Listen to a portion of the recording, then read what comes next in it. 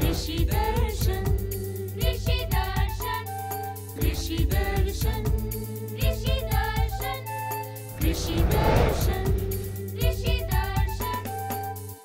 खेतीबाड़ी पर आधारित कार्यक्रम कृषि दर्शन में सभी किसान भाई बहनों का स्वागत है। मैं हूं मास्टर जी। मैं हूं रमनी बहन। नमस्कार।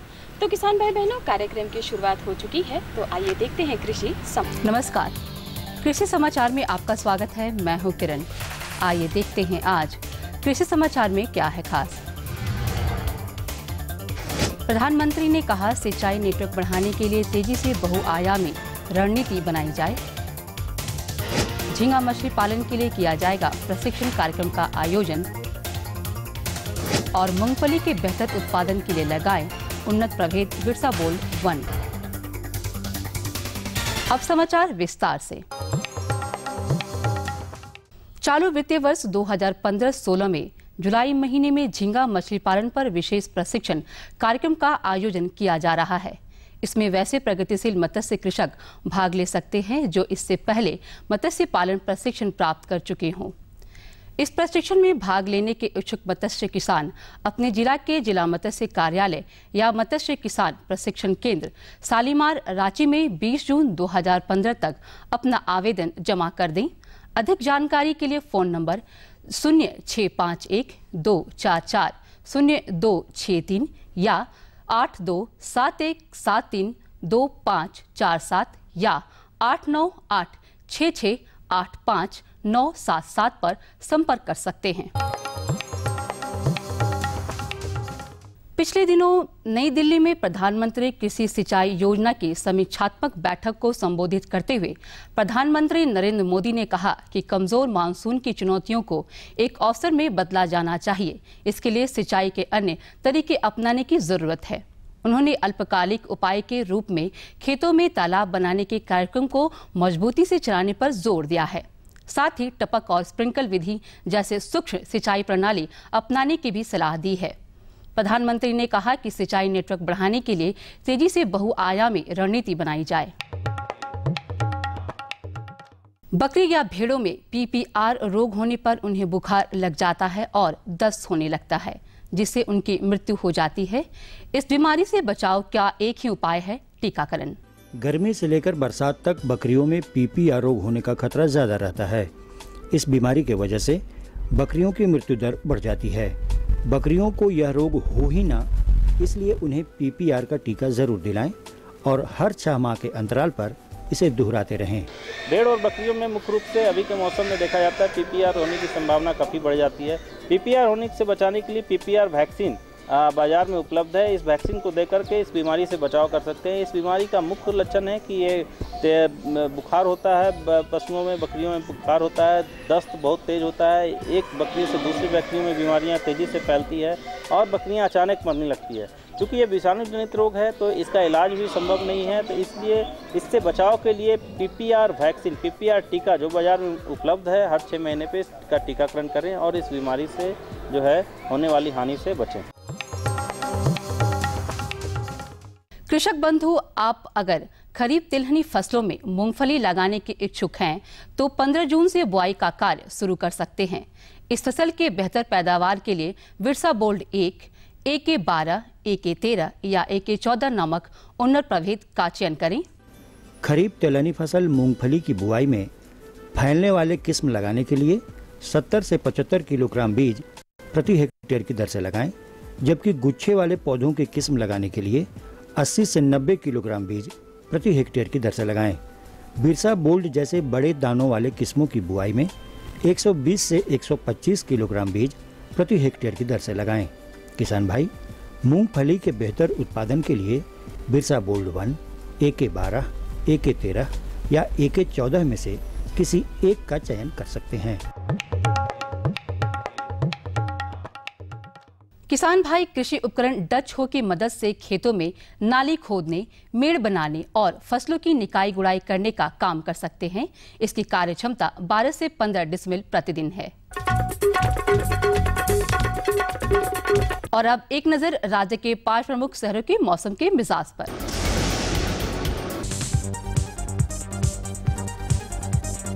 आज राज्य के 5 प्रमुख नगरों के अधिकतम और न्यूनतम तापमान कुछ इस प्रकार दर्ज किए गए। रांची का अधिकतम तापमान 38 डिग्री सेल्सियस और न्यूनतम 26 डिग्री सेल्सियस। जमशेदपुर का अधिकतम तापमान 43 डिग्री सेल्सियस और न्यूनतम 30 डिग्री सेल्सियस। मेदिनीनगर का अधिकतम तापमान 41 डिग्री सेल्सियस और न्यूनतम 30 डिग्री सेल्सियस। देवघर का अधिकतम तापमान 36 डिग्री सेल्सियस और न्यूनतम 27 डिग्री सेल्सियस। वहीं धनबाद का अधिकतम तापमान 39 डिग्री सेल्सियस और न्यूनतम 28 डिग्री सेल्सियस रहा।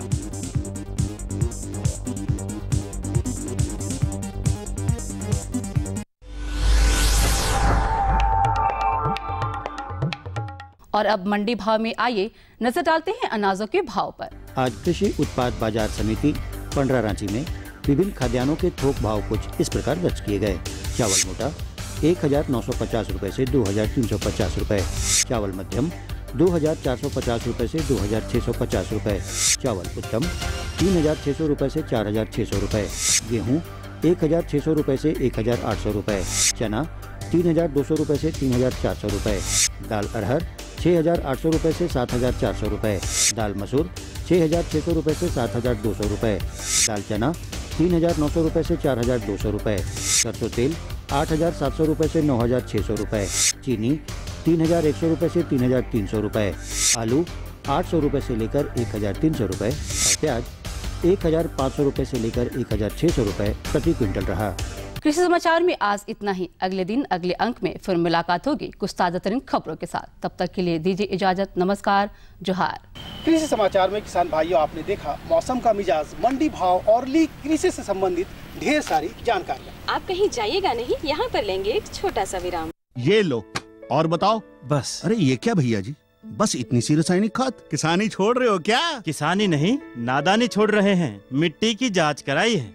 अब तो लालाजी जितनी जरूरत है उतने ही उर्वरक खेत में डालेंगे। हाँ, किसान भाई आज ही अपने जिले की नजदीकी भूमि परीक्षण प्रयोगशाला में मिट्टी की जांच जरूर करवाएं और मिट्टी में पोषक तत्व, नमी व पौधे के विकास को देखते हुए केवल जरूरत के अनुसार ही पोषक तत्व डालें। और हाँ, मिट्टी में गंधक, जस्ता, बोरोन जैसे सूक्ष्म पोषक तत्वों का पता लगाना भी न भूलें।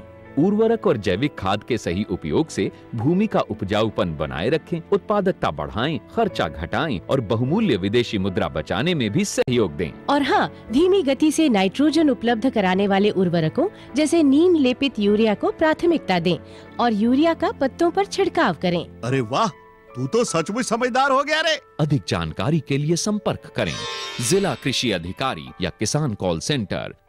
विराम के बाद एक बार फिर से सभी किसान भाई बहनों का स्वागत है। और अब बारी आती है जानकारी की, तो जानकारी तो हमारे मास्टर जी बताते हैं। बिल्कुल।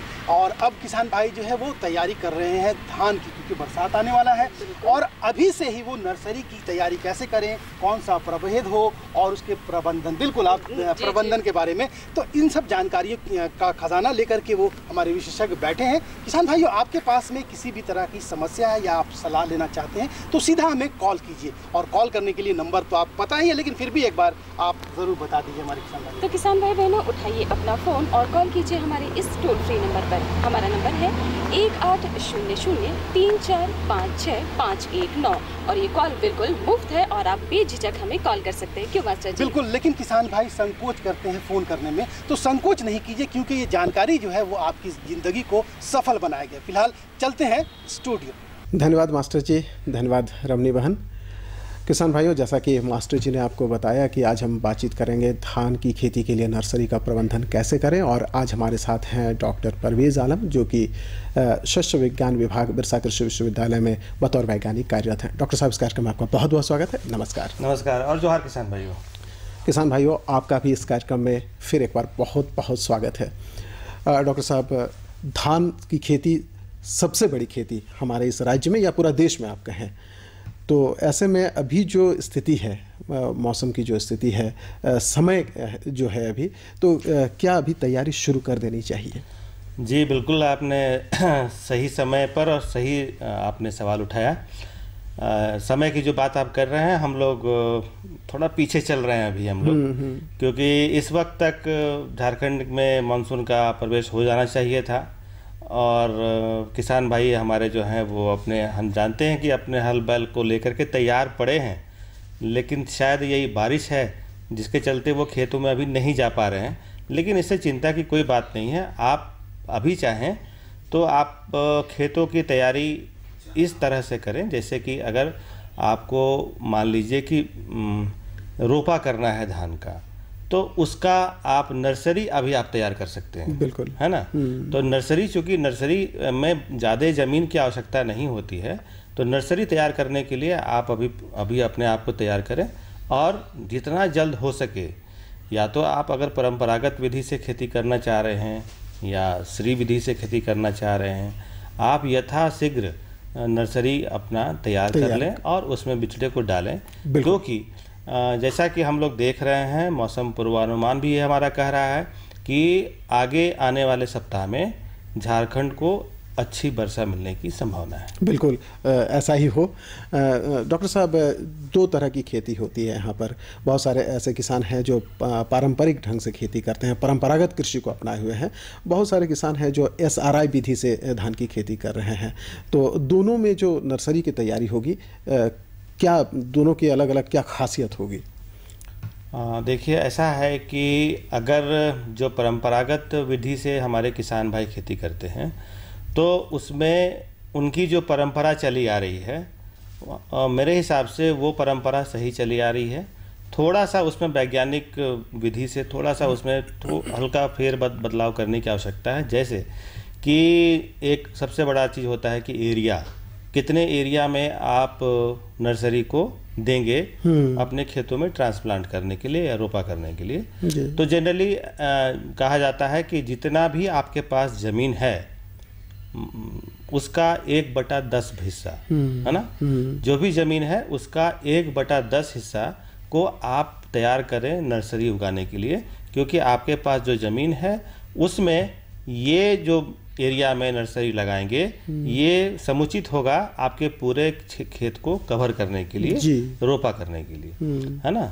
तो अब है कि ये परंपरागत के लिए, ये परंपरागत के लिए है। और अब है कि इसमें 2-3 बातें आती हैं कि 1/10 हिस्सा को हम कैसे क्या करेंगे उसमें।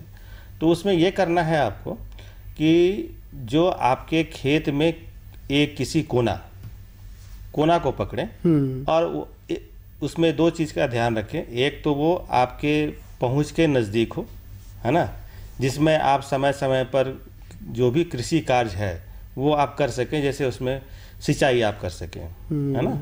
वो ज़मीन ऐसा जगह होना पर चाहिए जहाँ पे पानी ना जमता हो, है ना। क्योंकि पानी अगर जमेगा तो जो भी आप बिचड़ा वहाँ डालेंगे तो वो वहीं पे सड़ जाएगा, है ना।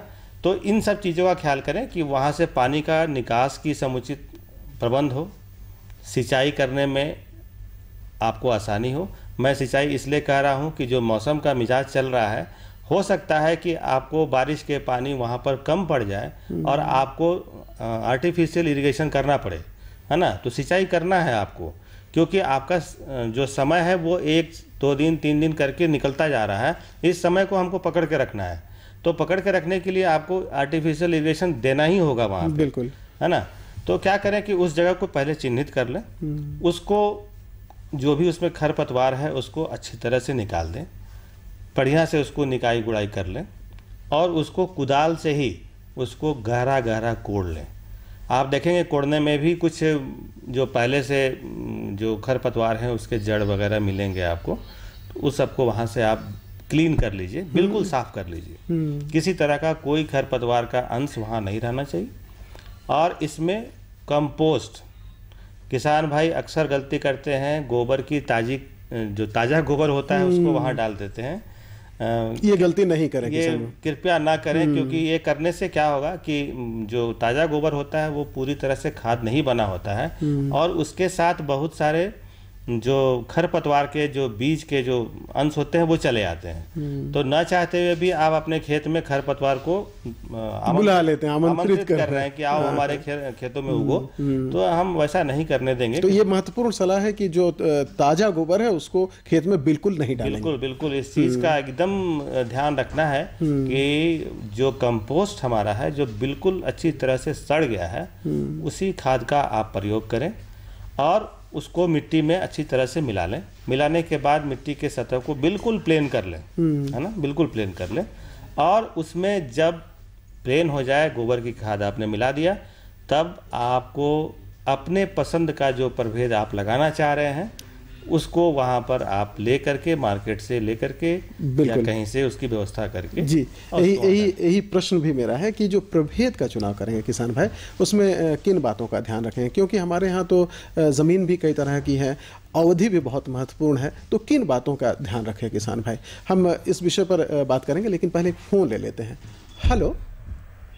हाँ सर, नमस्कार सर। नमस्कार, बहुत बहुत स्वागत है। क्या प्रश्न है आपका? सर मेरा ये सवाल था सर कि वो जो धान की बीजले लगाते हैं, छोटे छोटे डब्बे जैसे होते हैं, ट्रे टाइप में, तो उसमें कैसे लगाएंगे बीजों को, उसकी जानकारी चाहिए थी। अच्छा, ये प्रश्न बहुत स्पष्ट नहीं हो रहा है। वो नर्सरी की तैयारी के बारे में पूछ रहे हैं, लेकिन ये जो तकनीक बात कर रहे हैं, हम संभवतः ये प्रो ट्रे के बारे में बात कर रहे हैं। अच्छा।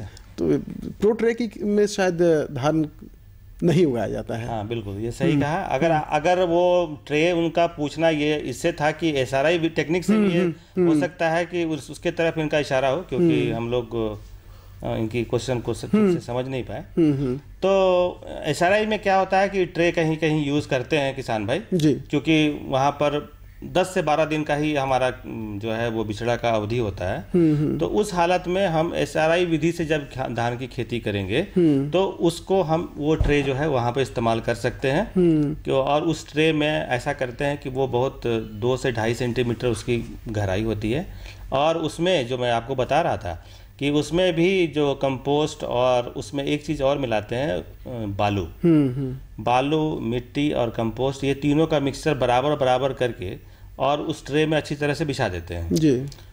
बालू इसलिए मैं मिलाने के लिए कह रहा हूँ कि बालू मिलाने से क्या होगा कि मिट्टी बहुत ही हल्की हो जाएगी, है ना, और उसे निकालने के लिए काफी सुविधा होंगी। आप SRI के लिए आप जाना चाह रहे हैं और इस ट्रे का इस्तेमाल करना चाह रहे हैं तो बहुत अच्छी बात है, आप इसके लिए आगे बढ़िए और उसमें बालू जरूर मिलाइए, ताकि बालू मिलाने से क्या है कि जो अपरूट करेंगे जब 12 दिन के बाद, जब 12 दिन का आपका बिछड़ा हो जाएगा तो उसका जो जड़ है उसमें ज़्यादा क्षति नहीं होगी। बिल्कुल, तो उस तरह से आप कर सकते हैं धान की खेती। हम प्रभेदों के बारे में बात कर रहे थे। हाँ, प्रभेद के बारे में देखिए, ऐसा है कि किसान का सबसे पहला तो होता है कि उनका चॉइस, उनका क्या सोच है, वो किस तरह के धान पे जाना चाह रहे हैं, और सोच से भी ज़्यादा ज़रूरी है कि उनके पास किस तरह की ज़मीन ज़्यादा है।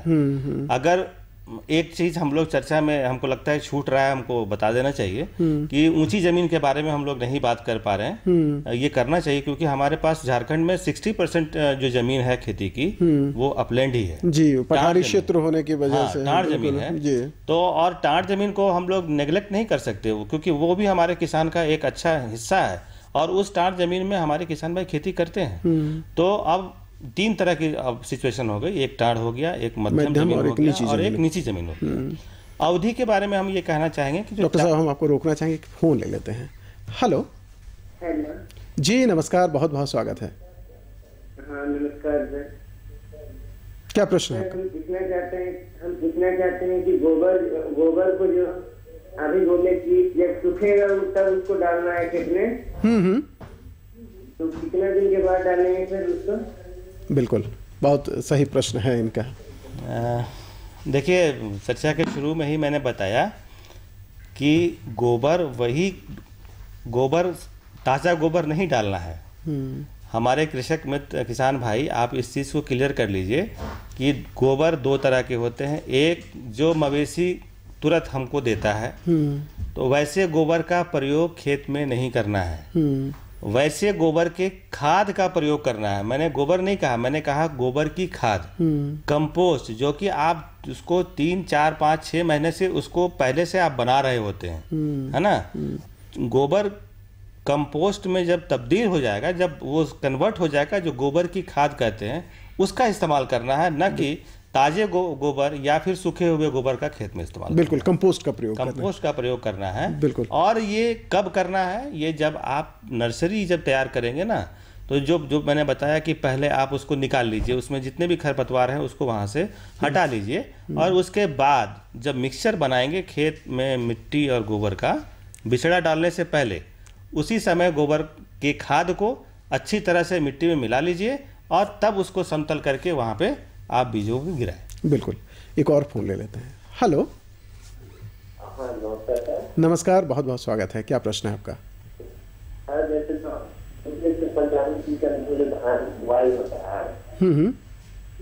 तो वो धान का जो हम लोग बीज जो बोते हैं तो उसमें जो अंदर से कीड़ा पूरा रह जाता है। उससे बचाव कैसे किया जा सकता है? बिल्कुल, ये तो बहुत आम समस्या है। बहुत तरह के ये प्रभेदों का भी बिल्कुल ये प्रश्न भी है साथ में कि प्रभेद के चुनाव में क्या इसका ध्यान रखें और बीजोपचार कितना महत्वपूर्ण है? बिल्कुल, ये हमारे जो मित्र हैं बिल्कुल सही प्रश्न कर रहे हैं। सबसे पहले आप ये जानिए कि आपके खेतों में जब खेत में जो आप बीज लगाए हैं उसमें कीड़ा क्यों आ रहा है? दो वजह हो सकती है। एक, या तो बीज जहाँ से आप लाए हैं, जिस जगह से आप लाए हैं वो बीज शुद्ध नहीं है, यानी उसमें कीड़े और बीमारियों का प्रकोप पहले से है और आप वैसे बीज का खेतों में उगाने के लिए आप रोपा के लिए उसको प्रयोग कर रहे हैं। बिल्कुल, तो बीज शुद्ध लाएं। शुद्ध होना चाहिए। पहला क्राइटेरिया है कि बीज शुद्ध होना चाहिए। और दूसरा जो सबसे महत्वपूर्ण क्राइटेरिया है कि आजकल हमारे किसान भाई बीजोपचार नहीं कर रहे हैं, तो बीजोपचार आप अवश्य करिए, क्योंकि बीजोपचार करेंगे तो जो आप ये समस्या बताएं, इस समस्या से आपको निदान मिल जाएगा जी। अब है कि बीजोपचार कैसे करें। तो बीजोपचार करने के लिए बहुत अच्छी दवा आती है, वीटा वैक्स। 2 ग्राम 1 किलो सीड के लिए काफ़ी होता है। बिल्कुल। अब जैसे मान लीजिए आपके पास 10 किलो सीड आप लगाना चाह रहे हैं, तो कितना हो गया 10 किलो सीड का? 20 ग्राम।